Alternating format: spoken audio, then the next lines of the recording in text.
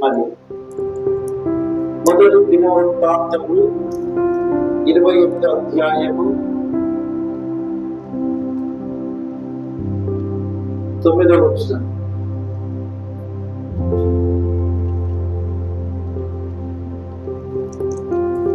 మొదటి దినవృత్తాంతము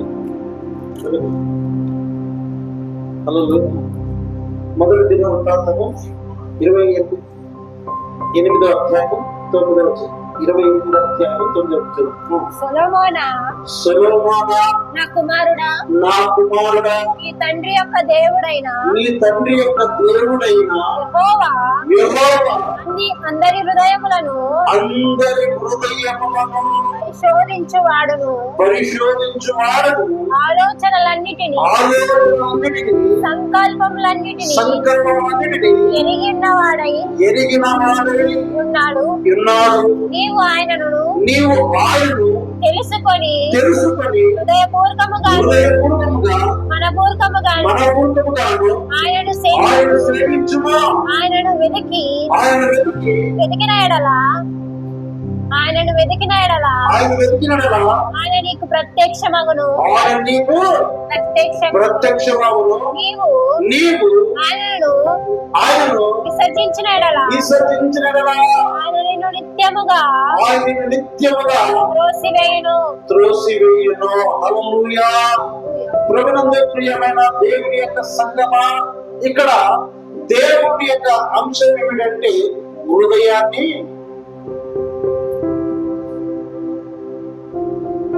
పరిశోధించేవాడు. వాక్యాంశం ఏంటి?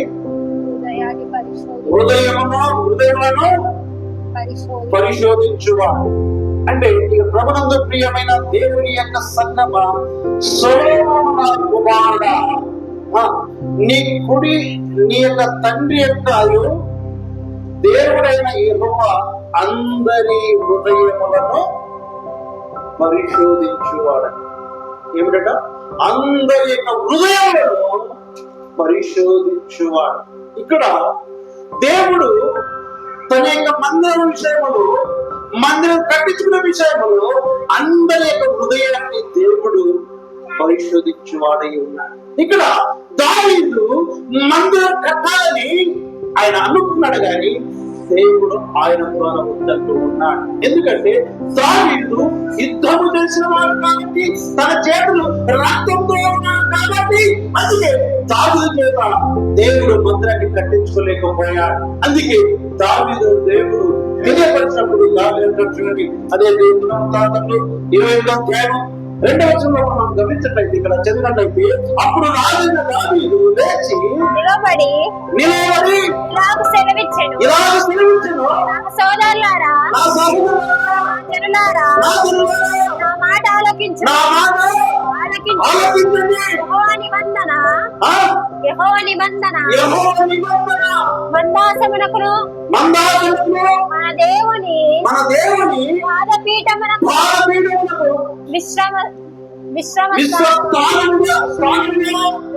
ఉండుటకును ఒక మందిరము కట్టించాలని నేను నా హృదయమందు నిశ్చయముగా తెలుసుకొని సమస్తమును సిద్ధపరిచితిని. సిద్ధపరచుకోండి. ఏమన్నాడు దావీదు ఇక్కడ ఏమన్నా అంటే, ఆయన దేవుడు సెలవిచ్చినట్టుగా ఇక్కడ సమయంలో పిలిపించాడు. అక్కడ పిలిపించి నా మాట ఆలకించండి. ఏమంటున్నాడు? నా మాట వినండి. యెహోవా నిబంధన మందిరమును దేవుని పాదములను విశ్రాంతానం ఉండటకు ఒక మందిరం కట్టించవలనని నేను నా హృదయంలో నిశ్చయించుకొని సమస్త స్థిరపరచుకొని. దావీదు ఏమనుకున్నాడట? మందిరాన్ని, దేవుని యొక్క మందిరాన్ని కట్టాలనుకున్నాడు. తన హృదయం నిశ్చయించుకున్నాడు. ప్రజలందరూ పిలుస్తూ ఉన్నాడు. దేవునికి ఉన్నతమైన స్థలాన్ని, ఆయన ఉన్నవాడు కనుక, సర్వాంతరామైన దేవుడు కనుక, ఆయన మహోన్నతుడైన మహాదేవుడు కాబట్టి ఆయన ఒక మందిరం కట్టాలి అని దావీదు నిశ్చయించుకున్న తన హృదయంలో ఆలోచించుకున్నాడు. అయితే దేవుడు చూడండి 3వ వచనం, అయితే నీవు యుద్ధము జరిగింది రక్తము వలికించిన వాడవు ఒలిపించిన వాడు కనుక నీవు నా నామమునకు కట్టించకూడదని దేవుడు నాకు ఆజ్ఞాపించున్నాడు. హల్లెలూయా. దావీదు యొక్క హృదయంలో దావీదు ఏమనుకున్నాడంటే, నేను దేవునికి మందిరము కట్టాలి, దేవుని ఆరాధించాలి, దేవుని స్తుతించాలి అనుకున్నాడు. తన హృదయం అనుకొని ప్రజలందరినీ పిలుస్తూ ఉన్నాడు. ప్రజలందరినీ పిలిచిన తర్వాత ప్రజలు చెప్పుకుంటున్నప్పుడు దేవుడు ఉన్నాడు ఏమని, అయితే యుద్ధమును జరిగించి రక్తము ఒలిపించిన వాడు కనుక ఎవరైతే తన చేత రక్తమును యుద్ధములు చేసిన వాడు, హతములు చేసిన వాడిని వాని ద్వారా దేవుడు తన మందిరాన్ని కల్పించుకోడు సుమా. హల్లెలూయా. దావీదు ఆయన దేవునికి ఎంతో ఉపయోగపడు, దావీదు దేవునికి ఎంతో ఇష్టమైన వాడు.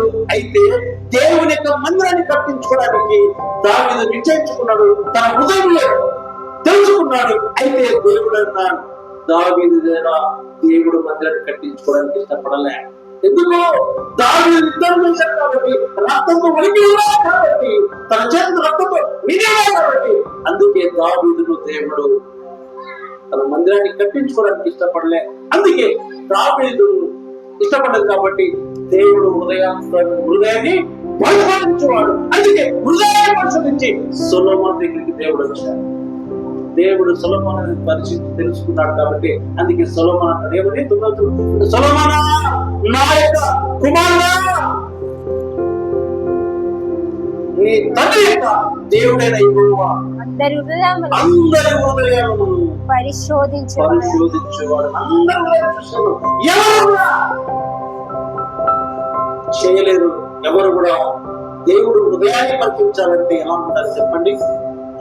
దేవుని యొక్క హృదయాన్ని పరీక్షించాలంటే దేవుడు వాళ్ళ హృదయం ఎలా ఉండాలి? దేవుడికి అన్ని తెలుసు, అవునా కాదు? అయితే దావీదును దేవుడు తన మందిరం కట్టించుకోవడానికి ఇష్టపడలే. ఎందుకు? దావీదు యుద్ధం చేశాడు కాబట్టి, యుద్ధం చేసిన వాడు అనేకులు చంపుతారు కాబట్టి, అనేకులు చనిపోయారు కాబట్టి, అందుకే చేతులు పరిశుద్ధంగా లేకపోతే దేవుడు తన మందిరాన్ని కట్టించుకోలేడు. హల్లెలూయా. అవునా కాదు? దావీదంటే దేవునికి ఎంతో ఇష్టమైన వాడు, దావీదంటే దేవునికి హృదయానుసారుడు. అయితే దేవుడు దావీదు ద్వారా మందిరాన్ని ఎందుకు కట్టించుకోలేదంటే, దావీదును తన రక్తంతో ఉనికి ఉన్నవాడు కాబట్టి, యుద్ధాలు చేశాడు కాబట్టి, అందుకే దావీదు ద్వారా దేవుడు తన మందిరాన్ని కట్టించుకోలేకపోయాడు. అందుకే హృదయాన్ని పరిశోధించేవాడు కాబట్టి, అందుకే అందరి హృదయం పరీక్షించాడు. పరిశోధించినప్పుడు ఎవరి హృదయం అక్కడ కనబడలేదు కాబట్టి, ఎవరితో కనబడింది? సొలొమోను ద్వారా కనబడింది. సొలొమోను యొక్క హృదయాన్ని దేవుడు పరిశోధించినప్పుడు అప్పుడు అక్కడ ఆలోచన అన్నిటినీ సంకల్పం అనేది ఎరిగిన వాడై ఉన్నాడు. దేవుడు అన్నిటినీ ఎరిగిన వాడు కాబట్టి, అందుకే దేవుడు నీవు ఆయన తెలుసుకొని హృదయపూర్వకముగా, ఇప్పుడు ఎలాంట హృదయపూర్వకముగాను మనపూర్వకముగాను ఆయనను సేవించుమో. ఎలా సేవించాలి? సేవించడం అంటే ఏంటి? దేవుణ్ణి ఆరాధించడం, దేవుణ్ణి తెలుసుకోవడం. ఎలా తెలుసుకోవాలి? హృదయపూర్వకముగాను. హృదయపూర్వకం అంటే ఎలా ఉండాలి? హృదయము నువ్వు దేవుని మందిరానికి దేవుని దగ్గరికి వస్తూ ఉన్నప్పుడు నీ హృదయపూర్వకంగా దేవుని తెలుసుకోవాలి. దేవుని నీ హృదయంలో నీ ఆలోచన, నీ తలంపన్నీ కూడా వేరొకటి ఉండకూడదు. హృదయపూర్వకంగా మనోపూర్వకంగా ఆయన సేవించుము, ఆయన ఆరాధించుము. అప్పుడు ఏం చేశాడ? ఆయన వెతకాల కళ వెతకాలి, హృదయపూర్వకంగా మనోపూర్వకంగా దేవుని వెతకాలి. హృదయపూర్వకంగా మనోపూర్వకంగా ఎప్పుడైతే దేవుని వెతుకుతావో అప్పుడు ఆయన నీకు ప్రత్యక్షమవుతాడు. హల్లెలూయా. దేవుని సన్నిధికి వస్తున్నప్పుడు ఎలా రావాలి? హృదయపూర్వకంగా రావాలి, మనపూర్వకంగా దేవుని వెతకాలి. దేవుని ఎప్పుడైతే వెతుకుతావో అందరి హృదయాన్ని దేవుడు ఎరిగిన వాడు కాబట్టి ఆయన అప్పుడు నీకు ప్రత్యక్షమవుతాడు.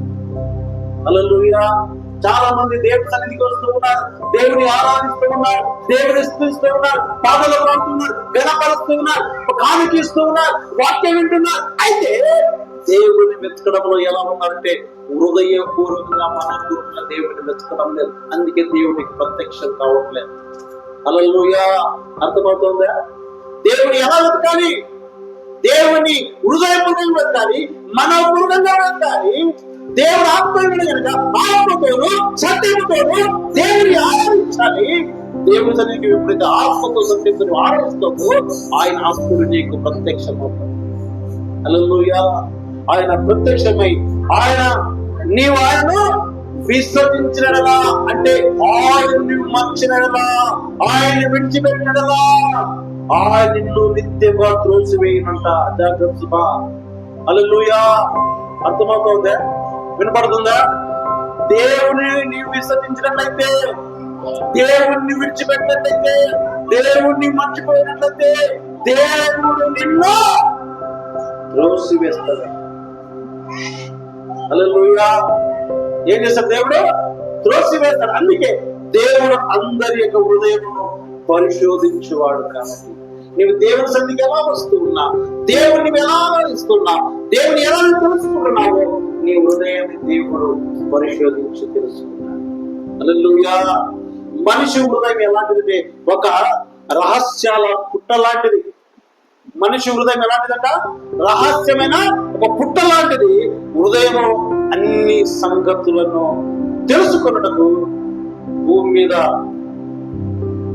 చూడండి, ఈ శరీరంలో ఉన్న ప్రతి శ్వాస అంటే ఏమంటారు? హృదయం. ఇది దీనేమన్నారు? హార్ట్ కదా. కిడ్నీ, ప్రత్యేక పరికరాలు ఉన్నాయి కదా. శరీరంలో ఏదైతే పరీక్షించాలో ప్రత్యేక పరికరాలు ఉన్నాయి, కానీ హృదయాన్ని పరీక్షించే పరికరాలు ఎక్కడైతే ఉన్నాయా? ఎక్కడా లేదు. ఏ డాక్టర్ కనిపెట్టలేదు, ఎవరు కూడా కనిపెట్టలేదు. హృదయాన్ని పరిశోధించేవారు ఎవరంటే జీవనం కలిగిన సృష్టికర్త మాత్రమే.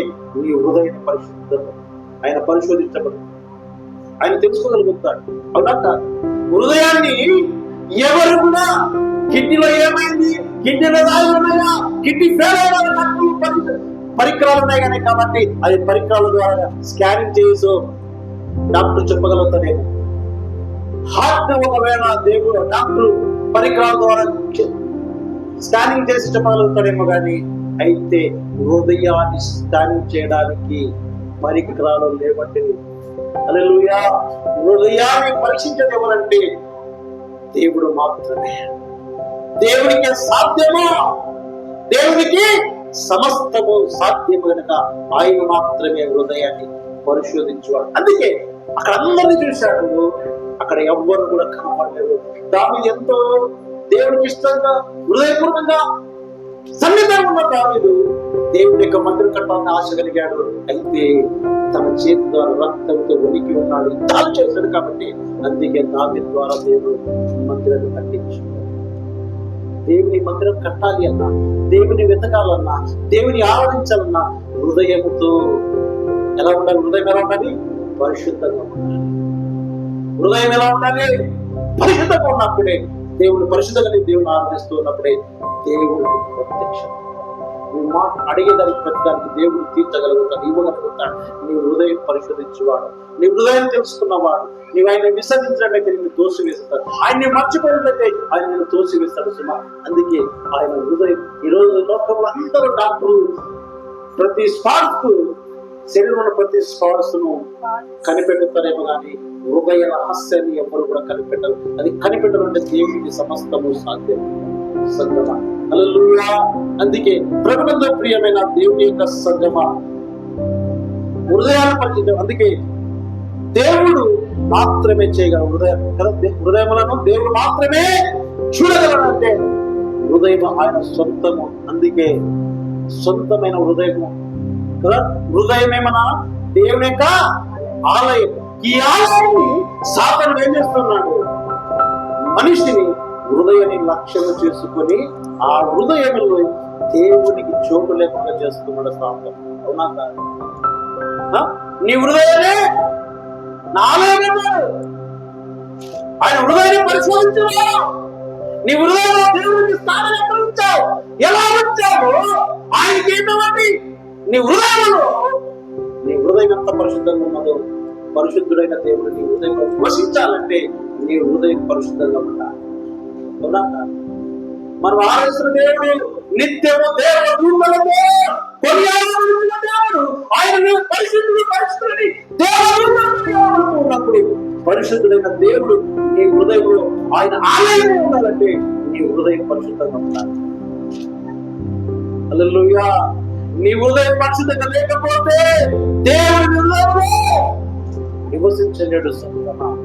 అందుకే సాతానుడిని ఆ యొక్క బలహీనతను చూసి మనిషి యొక్క హృదయాన్ని, దేవుని ఆలయాన్ని, హృదయానికి దేవునికి ఏం చేస్తున్నట్టే సాతానుడు దూరం చేయడానికి మనుషులు దేవుడికి దూరం చేస్తుంది. హల్లెలూయా. అవునా కాదు? హృదయంలో ఏమి నిండిపోతున్నాయి? దేవుని సన్నిధికి రావాలంటే అబద్ధాలు ఏదో ఒకటి చెప్పి తప్పించుకుంటున్నారేమో, కానీ ఆయన ప్రత్యక్షతలో, ఆయన తీర్పులో నీ హృదయాన్ని దేవునికి ఎంత స్థానం ఇచ్చావో ఆ రోజు నీకు కనబడదు. ఎందుకంటే ఎవరైతే తన శరీరాన్ని శుభ్రం చేసుకోవడానికి సాధ్యత ఎందుకు చేసుకుంటాడంటే ఈ శరీరం కప్పు కొట్టకూడదని చెప్పి. అవునా కాదు? శరీరము కప్పు కొట్టకూడదని చెప్పి స్నానం చేసుకుంటాడు. అయితే అన్నిటికీ విలువైన సోపు ఉందేమో కానీ అయితే హృదయాన్ని కడుక్కోవడానికి సోపు ఉందా? ఈ హృదయం నీ హృదయం శుద్ధిగా ఉంటే, నీ హృదయం పరిశుద్ధంగా ఉంటే పరిశుద్ధమైన దేవుడు నీ హృదయంలో నివసిస్తాడు. నీ హృదయం ఆలయమై ఉంటుంది. అందుకే హృదయాన్ని పరిశోధించేవాడు దేవుడు. ఈరోజు దేవుని సన్నిధికి వస్తున్నా, దేవుని మందిరానికి వస్తున్నా, నీ హృదయం ఎలా ఉంటుంది? అందుకే దావీదు దేవుడికి ఎంతో ఇష్టమైన వ్యక్తి. ఎంతో దావీదు దేవుని హృదయాన్ని ఉన్నప్పుడు కూడా దావీదు మందిరాన్ని కట్టాలనుకున్నాడు. అయితే దేవుడు దావీదులా కట్టించుకోవాలి. గమనించండి సంగమా, ఎప్పుడైతే దేవుని మందిరానికి వస్తున్నా, దేవుని ఆరాధిస్తూ ఉన్నా, నీ హృదయం శుద్ధి లేకపోతే, నోటిని భద్రం లేకపోతే, నీ నోటి ద్వారా బాధపరిచినట్లయితే, నీ నోటి ద్వారా గాయపడినట్లయితే నీ హృదయంలో దేవునికి స్థానం లేదు. హల్లెలూయా. అవునా కాదా? నీ హృదయంలో దేవునికి స్థానం కలిగి ఉండాలంటే నీ నోటి మాట భద్రంగా ఉండాలి. దావీదు దేవుడికి ఇష్టమైన వ్యక్తి, దావీదు దేవుడికి హృదయాసమైన వ్యక్తి కూడా అయినప్పుడు కూడా దావీదు రక్తంతో వణికి ఉంది. అందుకే దావీదు ద్వారా దేవుడు మందిరాన్ని కట్టించుకోలేదు. అవునక దావీదు ఇకపై ఎంతో పశ్చాత్తాపడ్డాడు. దావీదు ఎంతో దేవునికి నమ్మకంగా ఉన్నాడు. అయితే దేవుడు దావీదుకు ఎందుకు ఆయన చేత ముద్ర కట్టించుకోలేదంటే తన రక్తం చేత వణికి ఉన్నాడు. ఎందుకంటే ఆ యుద్ధాలు చేశాడు కాబట్టి. నువ్వు దేవునికి ఒకవేళ ఇష్టానుసారం బ్రతుకుతున్నావేమో, ఒకవేళ దేవునికి నీ హృదయం దగ్గర ఉందేమో కానీ అయితే నీ హృదయం నీ చేతుల ద్వారా, నీ హృదయం ద్వారా నువ్వెప్పుడైతే ఇతరులను గాయపరిచినట్లయితే నీ మాటలు దేవుడికి అర్థమవుతుందా?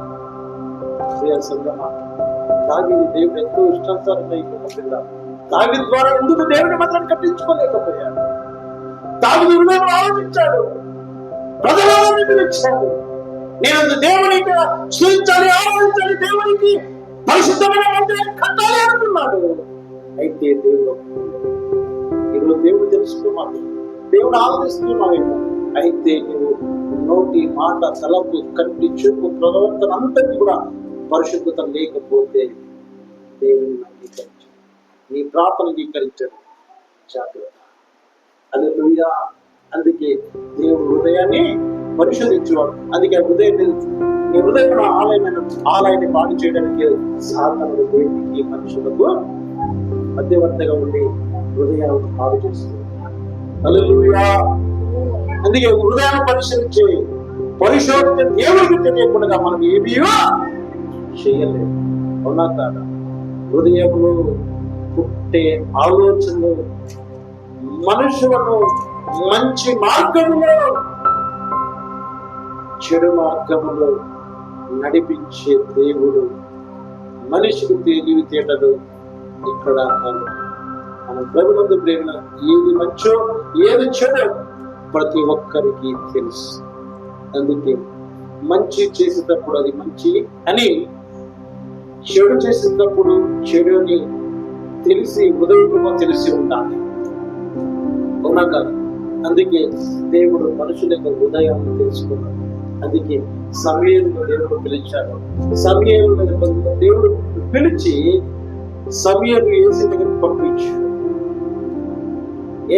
పంపించి తన యొక్క పరిచయం కొరకు, తన సేవ కొరకు ఎవరిని నియమించాలో దేవుడు హృదయాన్ని పరీక్షించాడు. కాబట్టి అందుకే సమూయేలును ఎక్కడ పంపించాడు? యేసయ్య దగ్గరికి పంపించాడు. యేసయ్య దగ్గరికి వచ్చినప్పుడు తన యొక్క కుమారుని చూశాడు. చూడండి,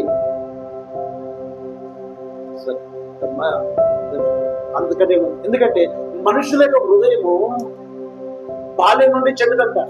ఎప్పటి నుంచి చెడ్డది అంటే బాల్యం అంటే ఎప్పుడు? నీ పుట్టకనే నీ హృదయము చెడ్డదై ఉన్నది. అందుకే ఆదికాండం 18:8 గమనించినట్టయితే అక్కడ మనుషులకు హృదయాలను మంచి చెడు వైపే తలంపులను దేవుడు మంచిదాని కంటే చెడు వైపే త్వరగా ఆకర్షించుకుంటుంది హృదయం, అవునా?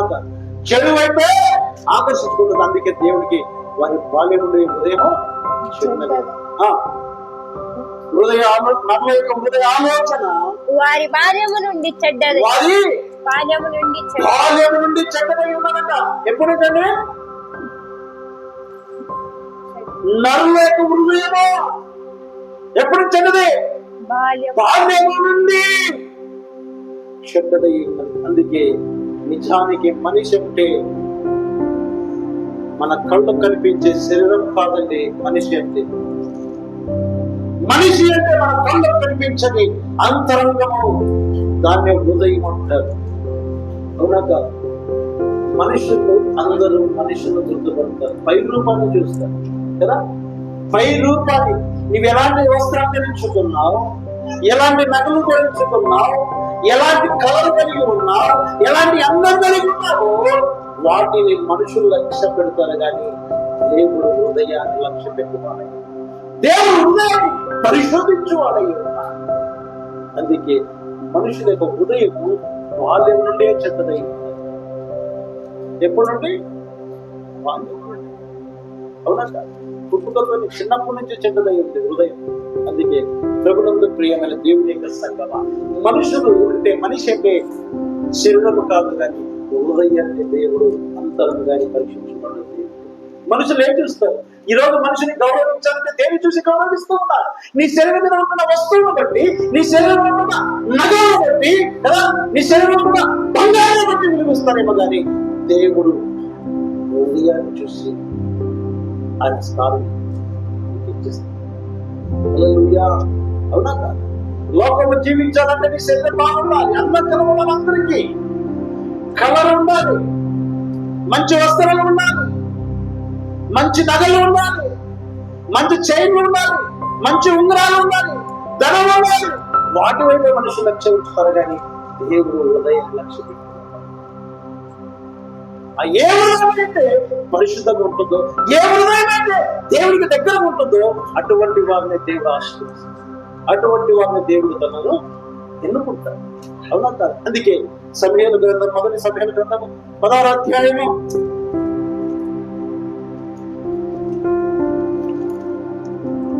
7వ వచనం.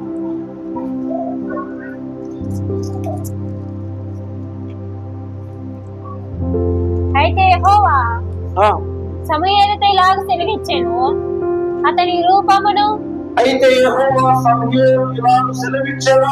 అతని రూపమును అతని ఎత్తును లక్ష్య పెట్టకుము,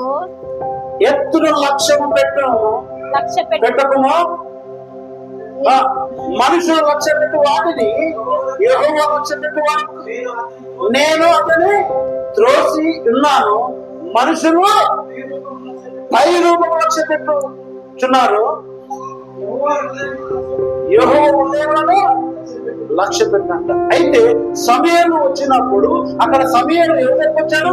యేసయ్య కుమారుని ఆశీర్వదించాలి, దీవించాలి అని ఆయన అభిషేకించాలని చెప్పి యేసయ్యను ఇంటికి సమయాలు వచ్చినప్పుడు దేవుడు పిల్లలు కలిగించినప్పుడు సమయాలు వచ్చి చూస్తూ ఉన్నప్పుడు సమయాలు చూస్తున్న వ్యక్తి ఎవరు అంటే ఎలీబామ్. చూడండి, పైన 6వ వచనంలో ఒక వ్యక్తి కనపడతారు. వారు ఎవరు వచ్చినప్పుడు అతడు ఎలీబామును చూచి, ఎవరు చూశాడు ఆయన? 6వ వచనం పైన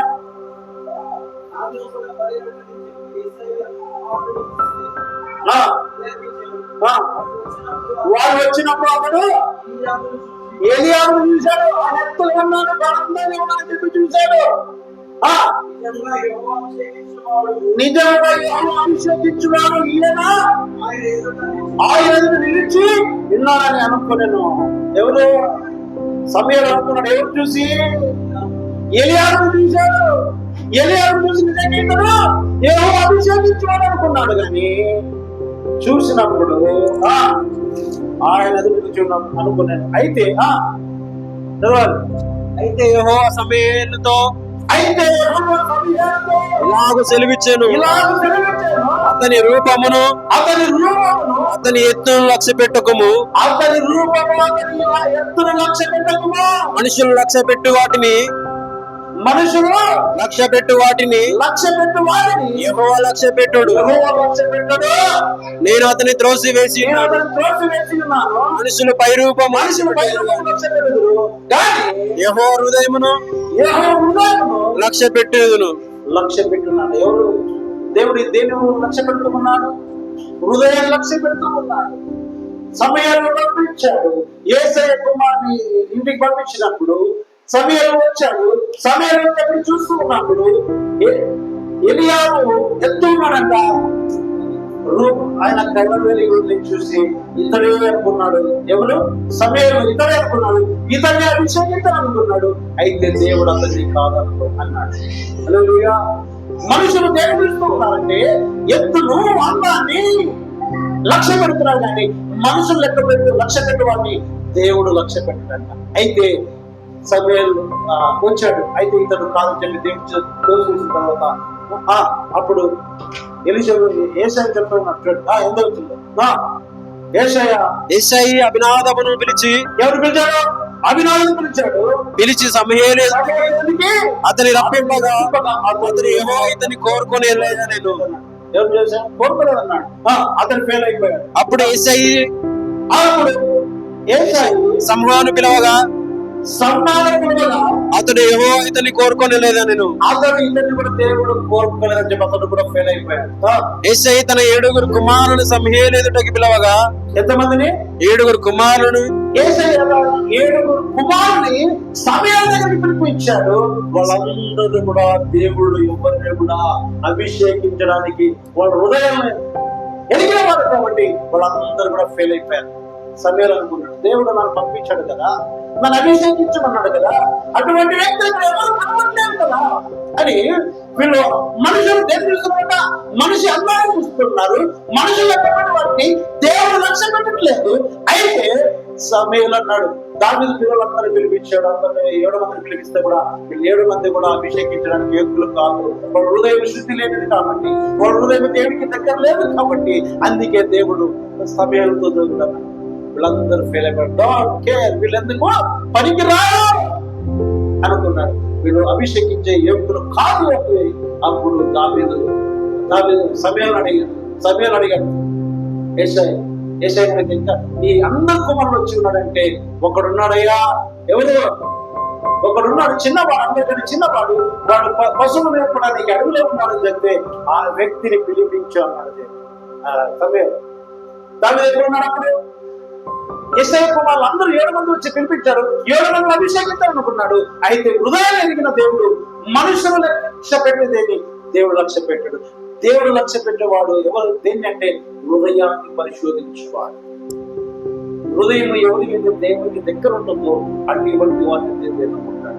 అటువంటి వారిని దేవుడు పిలుచుకుంటాడు. అటువంటి వారిని దేవుడి ద్వారా అటువంటి వారి ద్వారా దేవుడు తన మహిమ పొందుకుంటాడు.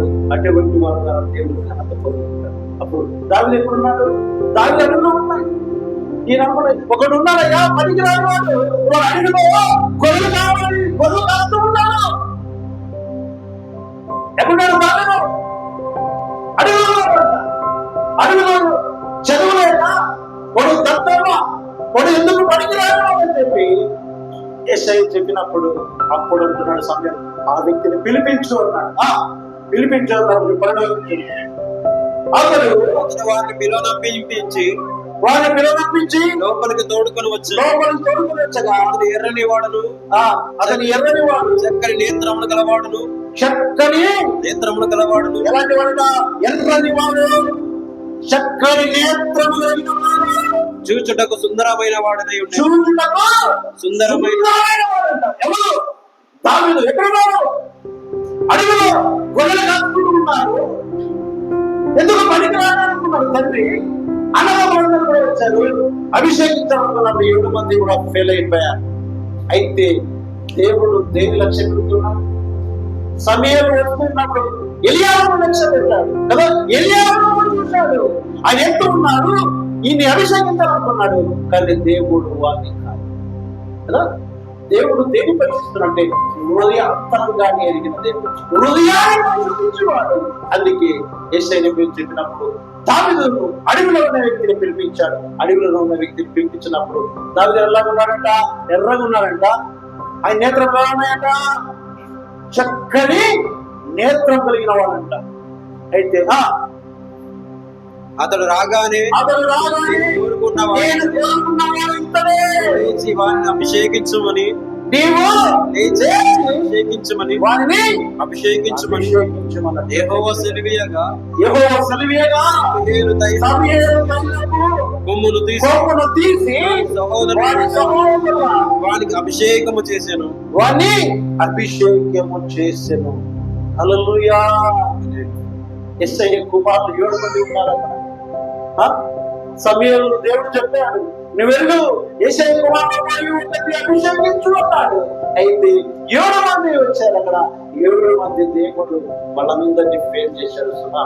అయితే దావీదును దావీదు ఎందుకంటే దేవునికి హృదయాంతరాలు కాబట్టి, దావీదు దేవునికి ఏ హృదయమైతే దేవునికి దగ్గరకు ఉంటుందో, ఏ హృదయమైతే పరిశుభ్రంగా ఉంటుందో, ఏ హృదయమైతే దేవుని కనబడుతుందో, ఏ హృదయమైతే దేవునికి మహిమనిస్తుందో అటువంటి వాళ్ళ దేవుడు. అప్పుడు సమయం చెప్పాడు,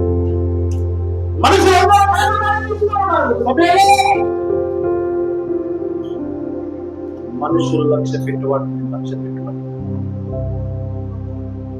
ఎవరు? దేవుడి. ఎక్కడో పనికిరాని గొర్రెల కాపరి దత్తమై ఉన్న వ్యక్తిని పిలిపించాడు కదా. గొర్రెలు ఎవరు కాపలు పంపిస్తారు? ఇంట్లో 7 మంది ఇక్కడ ఉన్నారు. కానీ చివరి వాడు దావీదుని ఎందుకు పంపించాడు? దావీదుని ఏమంటాడు తండ్రి? చూడండి 10వ పైన చూస్తున్నట్లయితే 10 ఒకసారి చదవండి. యేసయ్య తన 7 కుమారులను సమూయేలుకు సమూయేలు యెహోవా వీరిని కోరుకొనలేదని చెప్పి నీ కుమారులందరూ ఇక్కడ ఉన్నారా అని యేసయ్యను అడగగా అతడు ఇంకా కనబడు కడసారి వాడు ఉన్నాడు. ఇంకా ఒక్కడు కడసారి వాడు, చివరి వాడు ఉన్నాడా? అయితే వాడు గొర్రెలను కాయించున్నాడని చెప్పి అందుకు సమూయేలు ఏం చేస్తున్నాడ? అయ్యా ఇక్కడ 7 మంది ఉన్నారు, అయితే అందరూ వచ్చారని అడుగుతున్నాడు. ఆయన లేడు ఉన్నాడు. ఎక్కడున్నాడంటే గొర్రెలు కాల్సి అడవిలో ఉన్నాడని చెప్పి కదా. అడవిలో ఉన్న వ్యక్తిని దేవుడు ఏం చేస్తాడు? దావీదును సమూయేలు అభిషేకించిన తర్వాత దావీదు ఎక్కడున్నాడంటే దావీదు ఎక్కడున్నాడు? అడవిలో గొర్రెలు కాసే వ్యక్తిని దేవుడు సమూయేలు తన ప్రవక్త ద్వారా పంపించి అభిషేకించిన తర్వాత దావీదు సమూయేలు అభిషేకించిన తర్వాత అభిషేకం పొందుకున్న వ్యక్తి సింహాసనం మీద రాజపాలన చేస్తూ ఉన్నాడు. హల్లెలూయా. అవునా కాదా? గొర్రెలు కాసే అడవిలో ఉన్న వ్యక్తిని దేవుడు పైన మనుషులు పైన పంపిస్తున్నాడేమో, కానీ దేవుడు హృదయాన్ని పరిశోధిస్తాడు. హల్లెలూయా. ఈరోజు నువ్వు ఎటువంటి లోకంలో దరిద్రంగా ఉండొచ్చేమో, అందరిని దీని స్థితిగా చూస్తూ ఉన్నారేమో, కానీ దేవుడిని హృదయాన్ని పరీక్షించాడంటే, దేవుడు నిన్ను అభిషేకించాడంటే, నిన్ను దరిద్రంగా ఉన్న జీవితాన్ని దేవుడు ఉన్నతమైన స్థితిలో దేవుడు. హల్లెలూయా. అవునా కాదు? దావీదుని ఎక్కడ ఉంచాడు? దావీదు ప్రవక్తను పంపించిన సమయంలో వచ్చిన తర్వాత సమయంలో అభిషేకించడానికి వచ్చినప్పుడు సమయాలు ఎక్కడున్నాడు? అడవిలో ఉన్నాడు, గొర్రెలు కాస్తూ ఉన్నాడు. ఆ వ్యక్తిని సమయంలో ఎప్పుడైతే అభిషేకించాడో దేవుడు ఏం చేశాడు? దావీదుని ఏం చేశాడు? దేవుడు రాజుగా చేశాడు. రాజ్యాన్ని పట్టణాన్ని పరిపాలన నాయకులను చేసి సింహాసనం మీద కూర్చోబెట్టాడు. ప్రియ సంగమా, ఈ రోజు నేను నీ ప్రాంతంలో కావచ్చు, నీ బంధువులు కావచ్చు, నీ స్నేహితులు కావచ్చు, నీ రూపాన్ని పైరూపం చూస్తున్నారేమో కానీ, నేను పైరూపం చూసి నేను ప్రేమిస్తున్నారేమో కానీ, నీ హృదయాన్ని చూసి దేవుడిని ప్రేమించినట్లయితే, దేవుడు అనుకున్నాడంటే, నీ హృదయం శుద్ధి ఉన్నట్లయితే దేవుడు దావీదు హల్లెలూయా. నమ్మిన వారందరికీ హల్లెలూయా, హల్లెలూయా. దేవుడు కోరుకున్నది ఏంటి? పైరూపాన్ని కాదు. దేవుడు కోరుకున్నది నీ హృదయాన్ని. ఎప్పుడైతే హృదయం దేవుడు పరిశోధిస్తూ ఉన్నప్పుడు, దేవుడు ఎప్పుడైతే హృదయాన్ని పరిశోధిస్తూ ఉన్నప్పుడు హృదయం ఎలా ఉండాలి? అందుకే మన హృదయం ఒక రహస్య పుట్టలాగా ఉన్నప్పుడు కదా, అది తెలుసుకోవడానికి దేవుడికి సాధ్యమా? అందుకే ప్రభునందు ప్రియమైన దేవుని యొక్క సంగమా, మనం ఎప్పుడైతే మనము మనుషులను లక్ష్య పెట్టేవారిగా ఉంటే మనం మోసం. అవునా? మనుషులు ఒకవేళ మనం పొగిడితే దేవుని ఆశీర్వాదం. అవునా? మన కళను చూసి, మన యొక్క ధనాన్ని చూసి, మన బలాన్ని చూసి మనుషులు ఒకవేళ లక్ష్య పెడతారేమో కానీ, ప్రేమిస్తారేమో కానీ, అయితే దేవుడు లక్ష్య పెట్టకపోతే అవునా? దేవుడు దేని లక్ష్య పెడుతూ ఉన్నాడు? హృదయాన్ని లక్ష్య పెట్టు. హృదయం ఎలా ఉందంటే దేవుడికి తెలుసు. అందుకే దేవుడు నీ హృదయం లక్ష్యం పెట్టడానికి, దేవుని హృదయానికి దేవుడి దగ్గర ఉన్నదనుకో, దేవుడిని స్థితి మార్చగలడు. ఏమైనా చేయగలడా?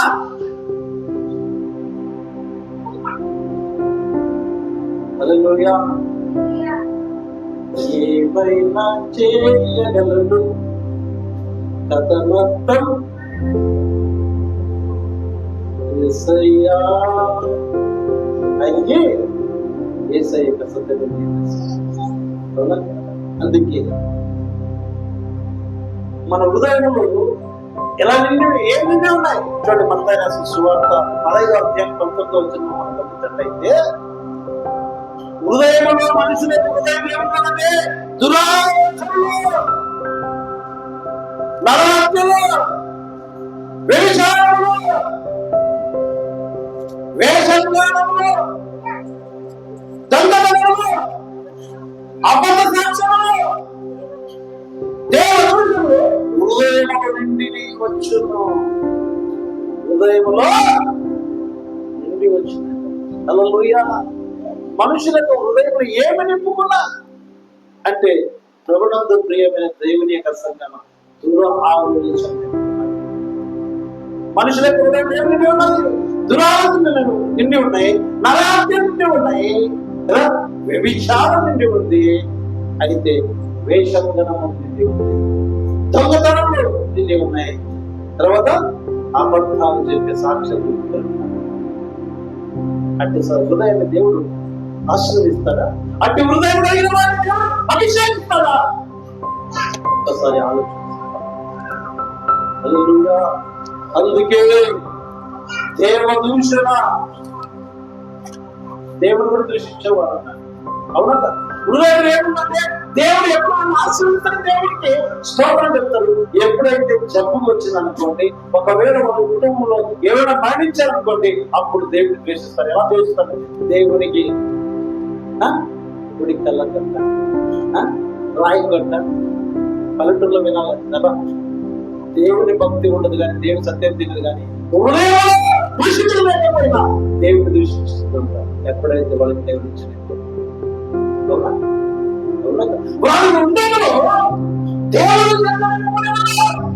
అటువంటి వారి దేవుడు అభిషేకం ఆశ్రయించారు. దేవుడు శరీరం అంటే మనిషి శరీరం కాదు, మనిషి హృదయం శుద్ధి కలిగిన మనిషి. దేవుడు హృదయాన్ని పరిశోధిస్తూ ఉన్నాడు. ఆయన ఆత్మీయుడు కనుక, ఆయన పరిశుద్ధుడు కనుక, ఆయన పరిశుద్ధమైన హృదయంతో ఉన్నాడు కాబట్టి ఆ పరిశుద్ధుడైన దేవుడు మనుషుల యొక్క హృదయాన్ని రక్షించుకోవాలి. హల్లెలూయా. అందుకే దేవుడు మన హృదయాన్ని చూస్తూ ఉంటాడు. కాబట్టి మన హృదయం చెడు లేకుంటే ఎవరు హృదయం పత్రం చేసుకోవాల్సిన బాధ్యత వాళ్ళదే. అవునా కాదు? ఎవరు స్నానం చేసుకుంటారు, ఎవరు బట్టలు ఉతుక్కుంటారు, వారి పద్ధతి ఉంటుంది. అవునా కాదు? నీ హృదయాన్ని కూడా భద్రపరచుకోవడం బాధ్యత దేవుడిదంటే ఇదే. నీ హృదయం భద్రపరచుకున్నప్పుడు, నీ హృదయం శుద్ధి కలిగి ఉన్నప్పుడు, దేవుడిని అభిషేకిస్తే, దేవుడిని ఆశీర్వదించాలనుకున్నప్పుడు నీ హృదయం భద్రంగా శుద్ధి లేదు. హల్లెలూయా. నీ హృదయం శుద్ధి లేకపోతే దేవుడు ఆశీర్వదించడం అభిషేకించాడు. దేవుడికి ఏమిటి కావాలంటే నీ హృదయం శుద్ధి కలిగి ఉన్నప్పుడే నువ్వు దీన స్థితిలో ఉన్నా, దరిద్రంలో ఉన్నా దేవుడు అభిషేకించే అందరినీ ఆశ్చర్యం కలిగించే దేవుడు, ఆశ్చర్యం కలిగించే రీతిగా దేవుడు ఏం చేస్తాడు? నేను ఉన్నతమైన స్థితిలో. అవునా కాదు? అందుకే ప్రభునందు ప్రియమైన దేవుని యొక్క సంఘం సామెతల గ్రంథం 4వ అధ్యాయము 23వ వచనం ఒక్కసారి మనం గమనించినట్లయితే, నీ హృదయంలో నుండి జీవధార బయలుదేరు. కాబట్టి అన్నిటికంటే ముఖ్యంగా నీ హృదయం భద్రముగా కాపాడు. నీ హృదయం ఏం బాగుంటున్నాయట? జీవధారలు. నీ హృదయం దేవునికి పాటలు పాడుతున్నావు. దేవుని మందిరానికి వచ్చి నీ హృదయం అంటే జీవధారలు పాటలు పాడుతున్నా కానీ, నీ హృదయం జీవధారలు చెప్తున్నా కానీ. కాబట్టి అన్నింటికంటే ముఖ్యంగా నీ హృదయము భద్రంగా పరిశుద్ధంగా ఉన్నదా ఒక్కసారి ఆలోచన. హృదయ శుద్ధి కలవాలి వారు దేవుని చూడారు. హృదయ శుద్ధి లేకపోతే దేవుడు ఎవరు చూడలేదు. అవునా? నీ హృదయం దేవుడిని చూడాలంటే నీ హృదయం ముందుగా శుద్ధి కలిగి ఉంటాను. శుద్ధి కలిగి ఉన్నప్పుడే దేవుడిని చూడగలుగుతాం. అందుకే మన హృదయాన్ని భద్రం చేసుకోకపోతే మనము విషయము, మన హృదయాన్ని భద్రపరచుకోకపోతే విషయం చెందిపోతుంది. అవునా కాదు? పాపంతో నిండిపోతుంది. అందుకే ఈ లోకము మనం జీవించాలంటే ఏం చేయాలి? మన హృదయాన్ని కల్మిషం లేకుండా ఏం చేయాలి? కల్మిషం లేకుండా ఉండాలి అంటే మన హృదయం వాక్యము భద్రంగా చూసుకోవాలి. హృదయాన్ని భద్రపరచుకోవాలంటే, హృదయాన్ని శుభ్రపరచుకోవాలంటే దేవుని వాక్యం. దేవుడు ఆ వాక్యమే దేవుడు. ఆ వాక్యమే నేను హృదయాన్ని భద్రపరచుకోవాలి. అలాగా హృదయాన్ని శుద్ధి చేసుకోవాలంటే వాక్యం.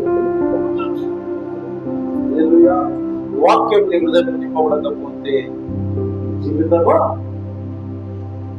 హృదయం భద్రపరచుకోలేదు. అందుకే ప్రభునందు ప్రియమైన దేవుని కష్టంగా నేను నీకు ఆగ్రహించి నీ మానవ హృదయంలో ఉండాలన్నాను. దేవుడైన తోడి నిత్యపదేశకాలం ఆరోగ్యంలో దేవుని యొక్క వాక్యం సెలవిస్తుంది. ప్రియులారా, చివరి మాటలను చెప్పి ముగిస్తున్నాను. నిత్యపదేశకాండము 6వ అధ్యాయం 6వ వచనం.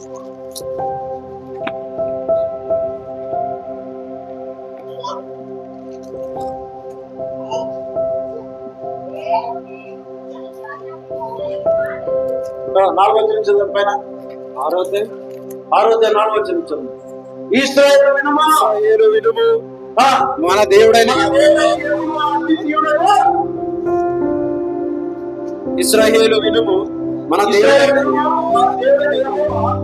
అద్వితుడగు యెహోవా, అద్వితుడగు యెహోవా పూర్ణ హృదయముతోను, నీ పూర్ణ హృదయముతో, నీ పూర్ణ ఆత్మతోను, నీ పూర్ణ ఆత్మతోను, నీ పూర్ణ శక్తితోను, నీ పూర్ణ శక్తితోను నీ దేవుడైన యెహోవాను, నీ దేవుడైన యెహోవా ప్రేమింపవలెను. ఎలా ప్రేమించాలంట? దేవుని ప్రేమ ఎంతమంది దేవుడు ప్రేమిస్తున్నాడు? ఎంతమంది ప్రేమిస్తున్నారు? ఎలా ప్రేమిస్తూ ఉన్నా? దేవుని ప్రేమ నీలో ఉన్నట్లయితే నీ హృదయం ఎలా ఉండాలి? పూర్ణ హృదయంతోనూ, పూర్ణ ఆత్మతోనూ, పూర్ణ శక్తితోనూ దేవుడిని యెహోవాను ప్రేమించాలి. ప్రేమ 2 మాటలు ప్రేమ అని చెప్పి పెద్దలతో చెప్పుకుంటే సరిపోదు. నేను ప్రేమిస్తున్నాను దేవుని చెప్పుకుంటే సరిపోదు. అవునా కాదు? ప్రేమ పూర్ణ హృదయముతోనూ పూర్ణ ఆత్మతోనూ పూర్ణ శక్తి కలిగి ఉండాలంట. దేవుని ప్రేమించాలంటే పూర్ణ శక్తి కలిగి ఉండాలి, పూర్ణ ఆత్మ కలిగి ఉండాలి, పూర్ణ మనసు కలిగి ఉండాలి. అప్పుడే దేవుని నువ్వు ప్రేమించగలవు.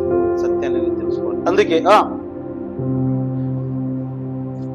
నేడు నేను నీకు ఆజ్ఞాపించి ఈ మాటలను ఆజ్ఞాపించిన ఈ మాటలను నీ హృదయంలో ఉండవలేను. ఏముండాలి? నీ హృదయంలో ఉండవలేను. ఏముండాలి?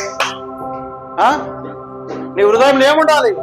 దేవుడు ఏదైతే ఆజ్ఞాపిస్తూ ఉన్నాడో, దేవుడు ఏదైతే చేయమంటున్నాడో, దేవుడు ఎలా జీవించాలో అని నీతో వాక్యంతో మాట్లాడుతున్నప్పుడు దేవుని యొక్క మాటలు, దేవుని యొక్క ఆజ్ఞ నీ హృదయంలో నింపుకొని ఉన్నావు. 6 రోజులు కష్టపడుతున్నావు. 7వ రోజు దేవుని సన్నిధికి రమ్మని దేవుని యొక్క ఆజ్ఞ. అవునే కదా? ఆజ్ఞ ధిక్కరించు, ఆజ్ఞ అతిక్రమమే పాపం. నువ్వు రక్షణ పొందావు, బాప్తిసం తీసుకున్నావు, దేవుని సన్నిధికి వస్తున్నావు. అయితే దేవుడు ఆరాధించే సమయానికి దేవుని సన్నిధికి రాకపోతే నీ పాపంతో సమానం. పాపం చేసేవాళ్ళు పరలోకం చేరుకోలేరు. హల్లెలూయా.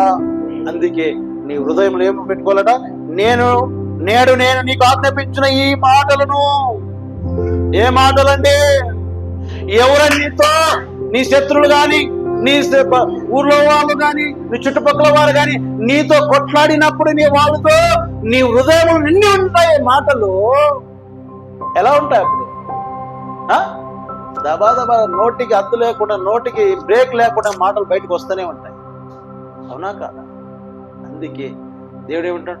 నేడు నేను నీకు ఆజ్ఞాపించుచున్న మాటలు నీ హృదయంలో ఏం చేయాలంట?